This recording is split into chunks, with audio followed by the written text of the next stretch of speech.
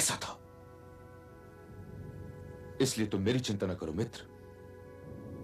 यदि पितामह द्वारा मेरा अपमान हुआ भी तो इस समाचार ने उस अपमान के घाव पर स्नेह लेप लगा दिया, क्योंकि पांडवों से अब युद्ध की तो ठहर ही गई है। मैं तो फिर भी यही कहूंगा। मामाश्री, अब आप कुछ नहीं बोलेंगे। युद्ध आपका कार्यक्षेत्र नहीं है। आपके षड्यंत्रों के कारण हम लोग भरतवंश के इतिहास को मुंह दिखाने के योग्य नहीं रहे।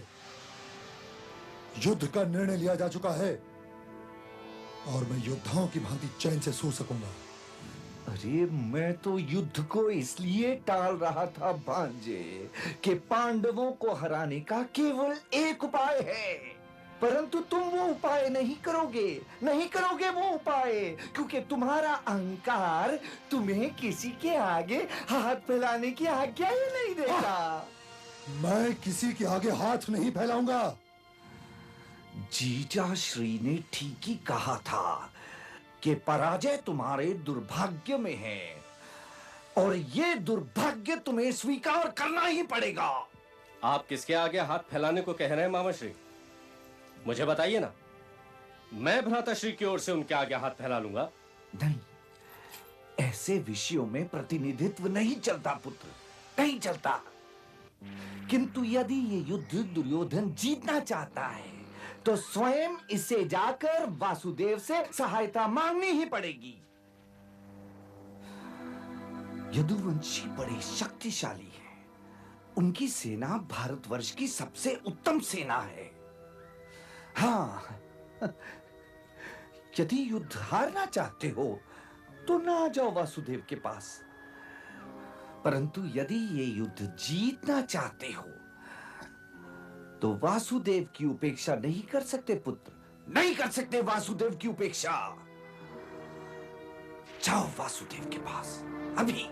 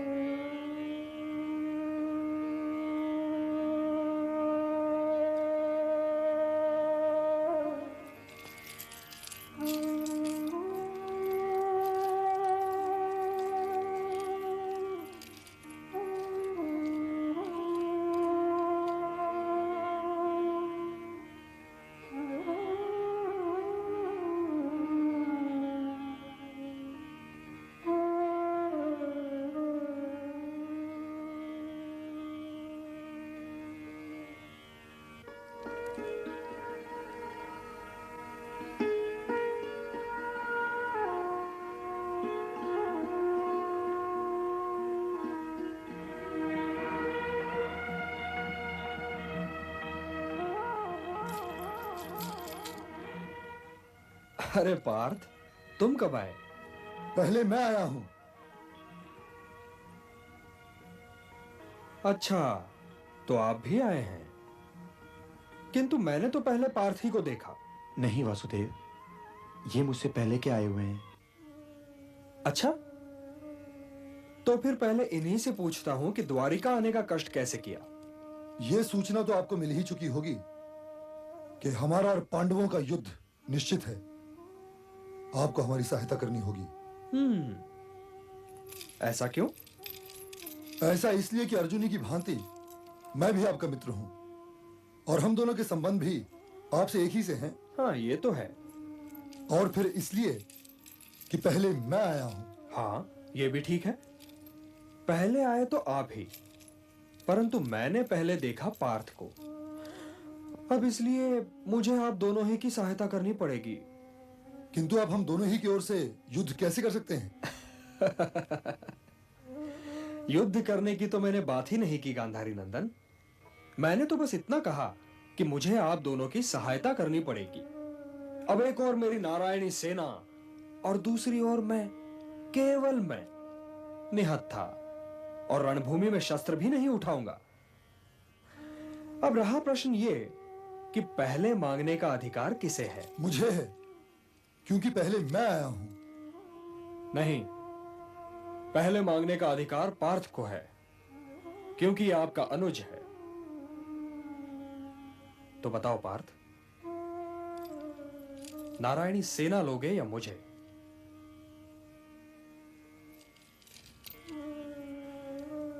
मैं नारायणी सेना से सहायता मांगने नहीं आया था वासुदेव। मैं तो आपसे सहायता मांगने आया था। मुझे नारायणी सेना नहीं चाहिए। तो ठीक है, मैं ही नारायणी सेना ले लेता हूं। अपने अनुज का हृदय तो नहीं तोड़ सकता ना। अच्छा वासुदेव, मैं जाकर दाऊ को प्रणाम करता हूं। हाँ हाँ, दाऊ को प्रणाम करना तो आवश्यक है।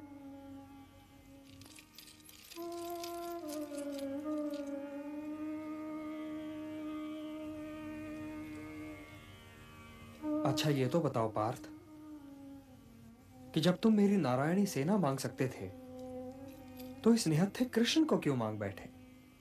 वासुदेव, युद्ध में योद्धा से अधिक महत्व सारथी का होता है।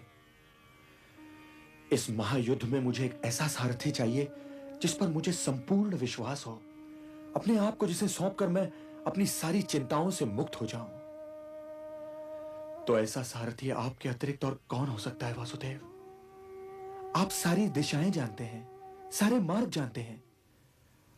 आप मुझे रणभूमि में भटकने नहीं देंगे वासुदेव।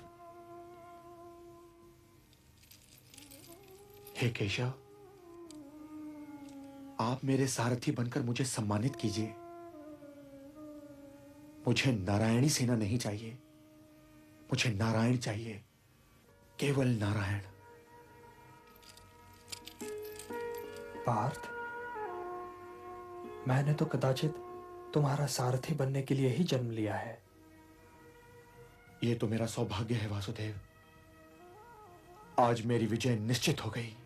परंतु दाऊ से सहायता मांगना न भूलना।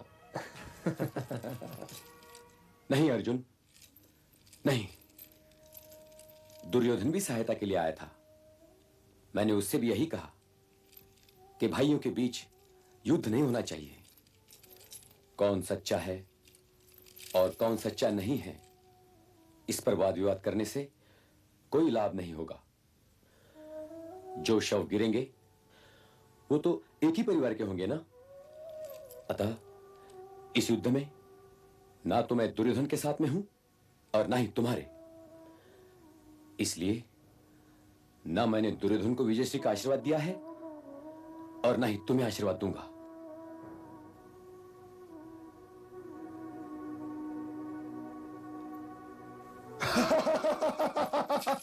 मामाश्री, पहले तो मैं बहुत घबराया कि अर्जुन इस अफसर को हाथ से जाने नहीं देगा और वो उस नारायणी सेना को मांग लेगा। परंतु मामाश्री, अर्जुन तो बहुत बड़ा मूर्ख निकला। बोला कि मैं इस नारायणी सेना से सहायता मांगने नहीं आया हूं, और उसने उस निहत्थे वासुदेव को मांग लिया।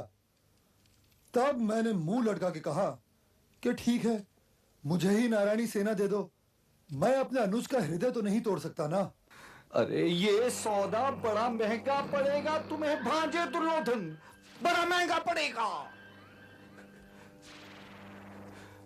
वो मायावी कृष्ण निहत्था हो चाहे ना हो, हर सेना पर भारी है, भारी है हर सेना पर।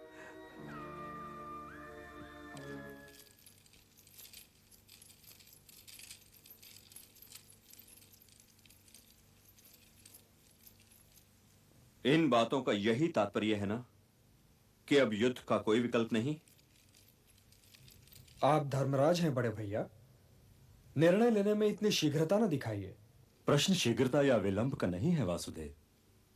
यह तो स्वयं आप भी देख रहे होंगे कि आरंभ से ही युद्ध के अतिरिक्त और कोई मार्ग नहीं खुला है। यह दूतों का आना जाना तो केवल तर्क वितर्क की क्रीड़ा है। अधिक से अधिक ये कि आप ये नहीं चाहते कि आक्रमण का आरोप पांडवों के सर लगे। आक्रमण का आरोप पांडवों के सिर क्यों और कैसे होगा पिताश्री? क्या द्यूत में कपट इन्होंने किया था? क्या द्रौपदी वस्त्र हरण का आदेश इन्होंने दिया था? युद्ध इनका विकल्प नहीं, अधिकार है। युद्ध तो कोई विकल्प हो ही नहीं सकता शिखंडी। मेरा प्रस्ताव यह है कि यदि आप सब लोगों को मुझ पर विश्वास हो तो शांति का प्रस्ताव लेकर हस्तिनापुर मैं जाऊंगा। आप पर विश्वास न होने का प्रश्न ही नहीं देवकी नंदन। यदि आप जाना चाहते हैं तो अवश्य जाइए। जहां हमने इतने दिनों तक अपमान का विष पिया है, कुछ दिन और पी लेंगे। योद्धा केवल धर्म की रक्षा के लिए युद्ध करते हैं मजले भैया। उन्हें युद्ध के लिए व्याकुल होना शोभा नहीं देता। ये न भूलिए कि कल इतिहास आज के योद्धाओं को अपने मूल्यों की तुला में तोलेगा, और इतिहास न आपका संबंधी है और न ही दुर्योधन का। क्या आप ये चाहेंगे कि इतिहास की तुला में तुलते समय आपका पलड़ा हल्का पड़ जाए? मैं शांति विरोधी नहीं हूं वासुदेव, किंतु आपके और शांति के बीच किंतु जैसे शब्द को न बैठने दीजिए मजले भैया।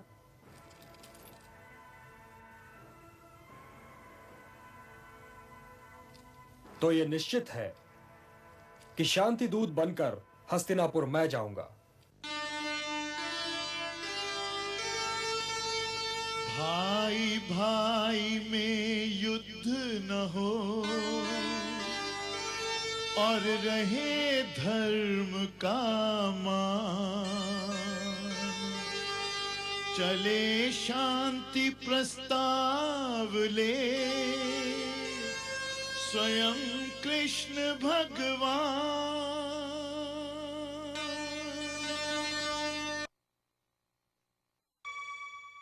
ओम शांति शांति शांति। ये इस मंत्र जाप के दिन है, क्योंकि समाज एक ऐसे ज्वालामुखी के मुंह पर खड़ा है जो अब किसी क्षण भी फट सकता है, और ये विस्फोट समाज की नींव हिला सकता है। जब ही तो श्री कृष्ण ने धृष्टद्युम्न से ये कहा था कि वो अपने और शांति के बीच में किंतु जैसे शब्द को न बैठने दे। शायद यही कारण है कि द्रौपदी कभी ऐसे शब्दों का प्रयोग नहीं करती जो युद्ध के किसी विकल्प का द्वार खोल सकता है। उसे तो अपने खुले हुए केशों के लिए दुशासन की छाती का लहू चाहिए।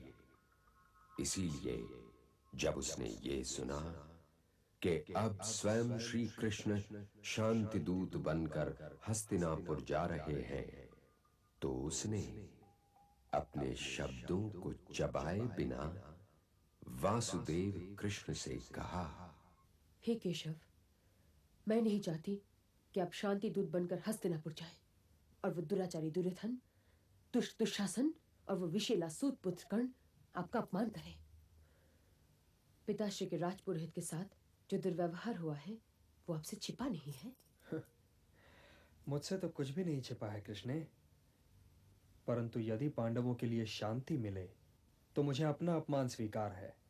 हाँ, यदि इस सौदे के लिए मुझे पांडवों के आत्मसम्मान से मूल्य चुकाना पड़े तो वो शांति मैं नहीं लूंगा। मैं तुम्हें यह वचन देता हूं। जब तक मेरे ये केश खुले हुए हैं केशव, क्या तब तक संपूर्ण शांति संभव है?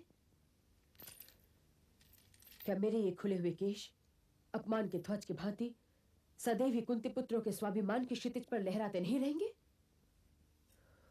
जिसे आप शांति कह रहे हैं केशव, कहीं वो आत्मसमर्पण तो नहीं? वे दुष्ट शांति नहीं दंड के अधिकारी हैं। तनिक याद कीजिए केशव, तनिक याद कीजिए 13 वर्ष पहले की ये द्रौपदी, हवन कुंड से उत्पन्न होने वाली ये द्रौपदी, महाराजा द्रुपद की पुत्री ये द्रौपदी, महावीर दृष्टद्युम्न की बहन ये द्रौपदी, 5 महारथियों की पत्नी ये द्रौपदी, 5 महारथियों की माता ये द्रौपदी, इन्हीं केशों से पकड़ के खींची जाती हुई कैसे उस कुरु राजसभा में लाई गई थी, जिसमें सिंहासन पर भरतवंशियों की परंपरा के उत्तराधिकारी ज्येष्ठ पिताश्री महाराजा धीराज धृतराष्ट्र विराजमान थे। हाँ, वो सभा कुरुओं और उनके शुभ चिंतकों से भरी हुई थी, परंतु आपके अतिरिक्त कुरु मर्यादा की रक्षा करने के लिए कोई नहीं बढ़ा। हे वसुदेव, मैं न तो उनसे आशीर्वाद लेने को तैयार हूं और न ही उन्हें आशीर्वाद देने को। क्या मैं नहीं जानता कृष्ण? मैं ये सब जानता हूं, सब जानता हूं। तुम्हारे ये खुले हुए केश मैं देख रहा हूं, उनमें भरी हुई कुरु राजसभा की धूल मैं देख रहा हूं, और उस धूल की दुर्गंध भी मुझ तक आ रही है। फिर भी कृष्ण, शांति फिर शांति है। मैं तो केवल ये कह रही हूं केशव कि शांति की बात करते समय आप ये न भूल जाइएगा कि दुशासन के मैले हाथों ने मुझे छुआ था। दुर्योधन ने भरे सभागृह में मुझे देखकर अपनी जंघा पीटी थी, और उस सूत पुत्र कर्ण ने मुझे कुरुओं की कुलवधु द्रौपदी को कुरु राजसभा में वेश्या कहा था।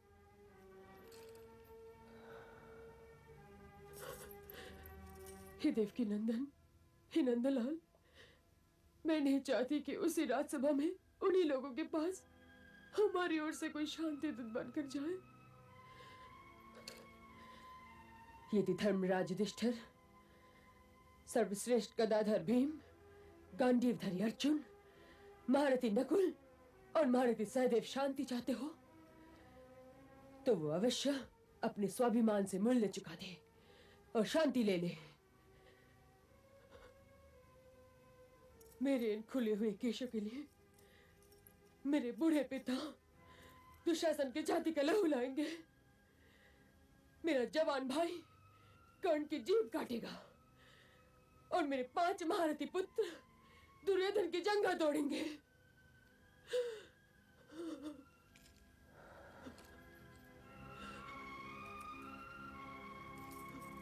रो मत कृष्ण, रो मत। रोना तो दूसरी कुरु नारियों का भाग्य बन चुका है। हे याज्ञसेनी, यूं रोना तुम्हारी आंखों को शोभा नहीं देता। तुम्हारी इन आंखों से तो भारतवर्ष के भविष्य के सूर्य को उदय होना है याज्ञसेनी।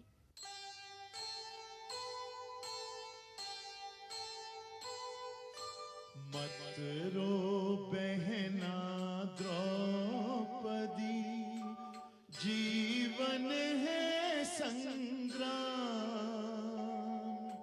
धीरज धर मन शांत कर, पूर्ण होंगे सब काम, पूर्ण होंगे सब काम।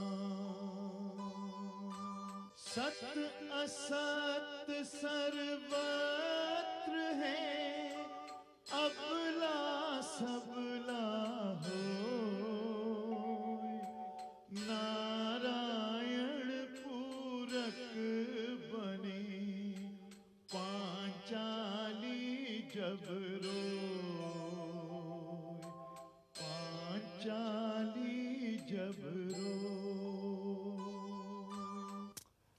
क्या हमारी बाहों में इतना बल है आचार्य कि वो रणभूमि और हस्तिनापुर के बीच के अंतर को घटने से रोकते हैं?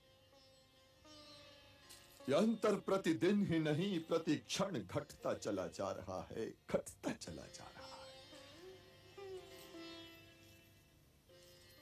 वर्षों की तपस्याएं हाथ बढ़ाकर कर्म फल तोड़ना चाहती हैं। सारे वचनों, सारी प्रतिज्ञाओं के हाथ में धनुष है। कोई अभिमान के रथ पर सवार है तो कोई आत्मविश्वास के रथ पर। वो चाहे ये गंगा पुत्र भीष्म हो, चाहे द्रुपद पुत्र शिखंडी। हे आचार्य, वो चाहे आप हो, चाहे धृष्टद्युम्न, वो चाहे दुर्योधन हो, चाहे भीम, वो चाहे कर्ण हो, चाहे मेरा प्रिय अर्जुन, नींद किसी को नहीं आ रही, किसी को नींद नहीं आ रही। विराट युद्ध की बात और थी आचार्य। वो युद्ध कौरवों और पांडवों के बीच नहीं था, किंतु अब के जो युद्ध होने वाला है ना आचार्य, वो हृदय के दुर्ग की ईंट से ईंट बजाकर रख देगा। क्या हमारी बूढ़ी छातियां कर्ण और अर्जुन के बाणों को रोक पाएंगी आचार्य? क्या हमारे बुढ़ापे का कवच भीम और दुर्योधन की गदाओं की चोट से हस्तिनापुर को बचा पाएगा? कदाचित नहीं गंगापुत्र, कदाचित नहीं। किंतु हम अपने शवों से हस्तिनापुर की दीवारों की रक्षा करने का प्रयत्न अवश्य कर सकते हैं। जब तक युद्ध का शंख न बजे गंगापुत्र, तब तक ये आशा करते रहिए कि वासुदेव कृष्ण युद्ध का कोई ना कोई विकल्प अवश्य निकाल लेंगे, अवश्य निकाल लेंगे।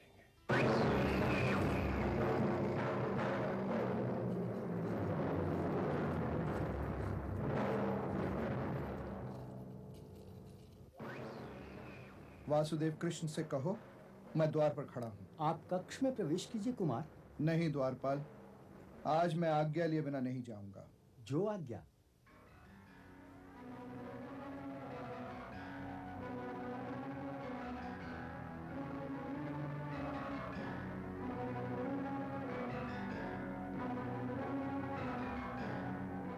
वासुदेव की जय हो। कुमार शिखंडी दर्शन की आज्ञा चाहते हैं। उन्हें भेज दो। जो आज्ञा।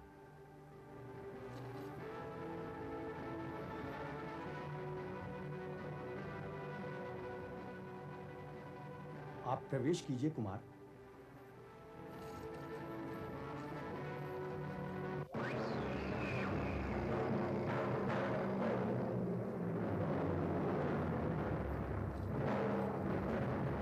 प्रणाम।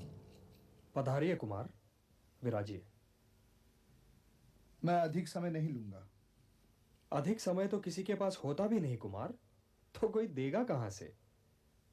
समय का कोई धनी नहीं होता, इसलिए कहिए, और भूमिका की आवश्यकता नहीं है। मैं तो केवल यह जानना चाहता हूं कि कौरवों और पांडवों के बीच युद्ध होगा या नहीं। यह मैं अभी से कैसे कहूं कुमार? अभी तो मैं शांति दूत बनकर जा रहा हूं। यही प्रश्न लेकर आपके पिताश्री भी आए थे। धृष्टद्युम्न ने भी यही प्रश्न किया।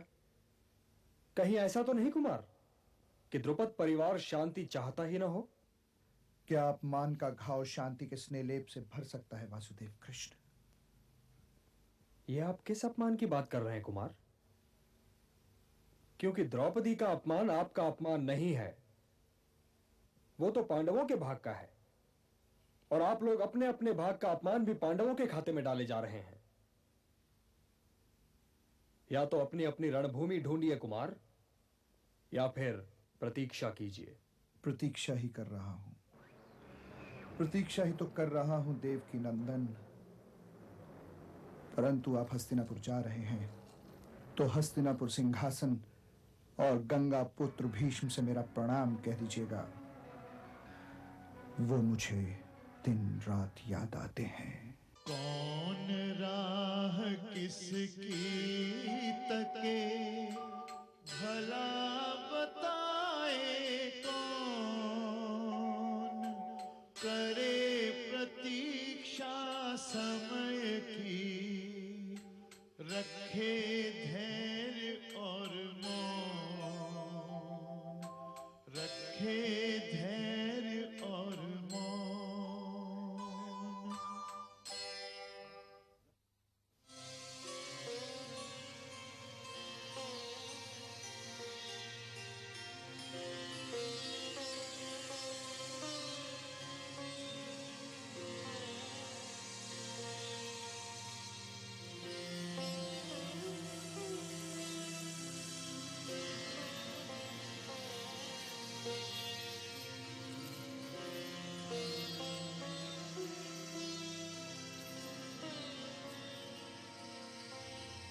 प्रणाम ताजश्री।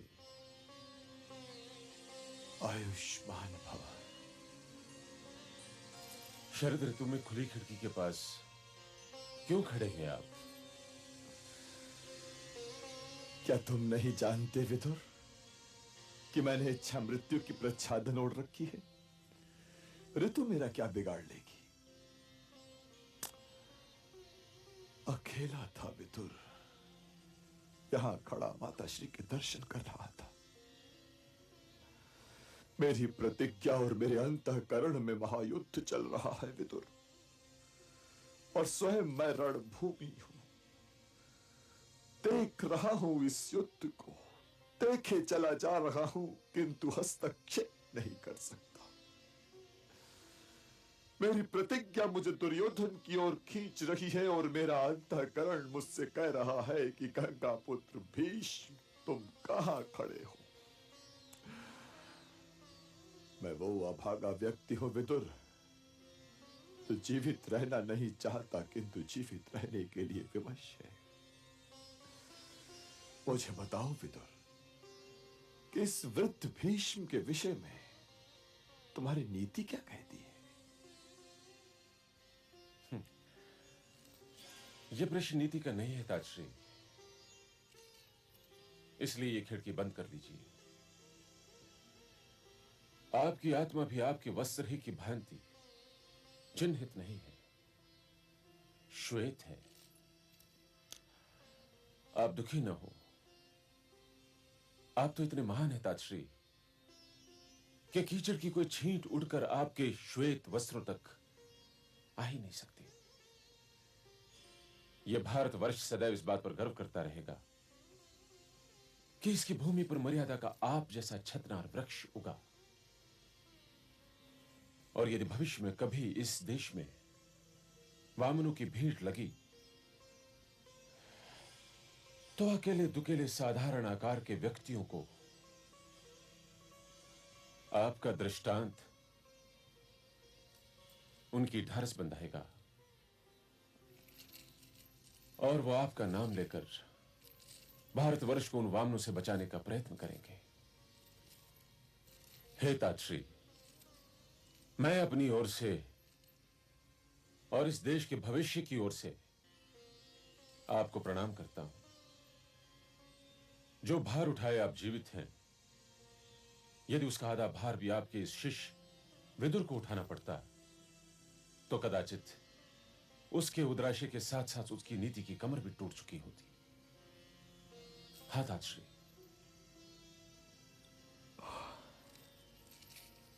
अरे ये क्या पुत्र? नहीं ताजश्री, यहां बैठो। यह मेरा सौभाग्य है ताजश्री। मैं जब चाहूं इन चरणों में बैठ सकता हूं। मुझसे मेरा यह सौभाग्य न छीनिए। मेरे पास यूं भी कर्तव्य तो बहुत है, किंतु अधिकार बहुत कम है ताजश्री, बहुत कम। यदि मैं ये जानता न होता कि तुम तो इन परिस्थितियों में सुखी रह नहीं सकते, अन्यथा इस समय तुम्हें सुखी रहने का आशीर्वाद देने को बहुत जी चाह रहा है पुत्र। नहीं ताजश्री, ये आशीर्वाद आप उस हस्तिनापुर के लिए रखिए जो हमारे अस्त हो जाने के पश्चात सूर्योदय देखने के लिए जीवित रहने वाला है। ऐसा कौन सा समाचार ले आए हो पुत्र विदुर?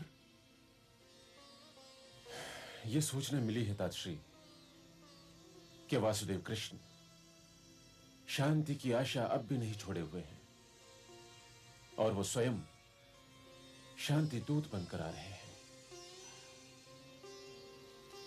वासुदेव श्री कृष्ण तो आशा और निराशा दोनों ही से परे हैं पुत्र विदुर, दोनों ही से परे। ये तो संभव ही नहीं कि श्री कृष्ण कुछ चाहें और वो ना हो।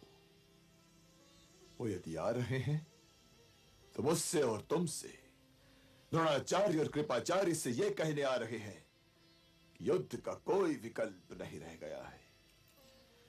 वो हमसे ये कहने आ रहे हैं विदुर कि आप लोग देखिए, पांडव तो शांति का द्वार खुला रखना चाहते हैं, वो हम वृद्ध लोगों से युद्ध की आज्ञा लेने आ रहे हैं पुत्र विदुर, आज्ञा।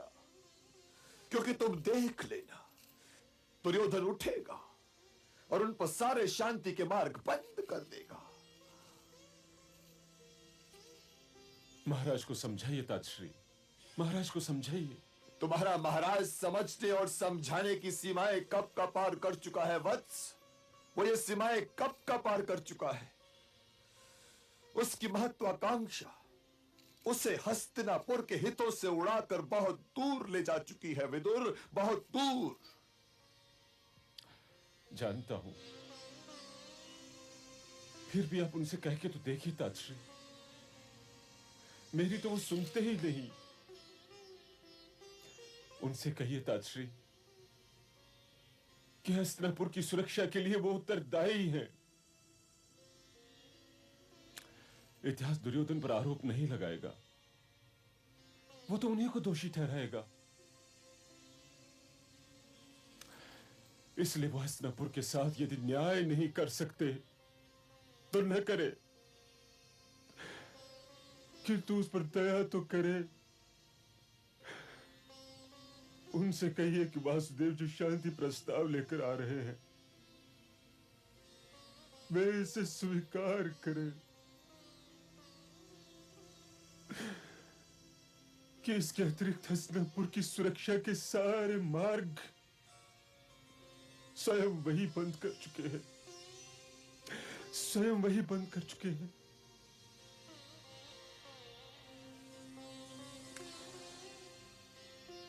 आप हस्तिनापुर की सुरक्षा के लिए वचनबद्ध हैं ताजश्री, वचनबद्ध है।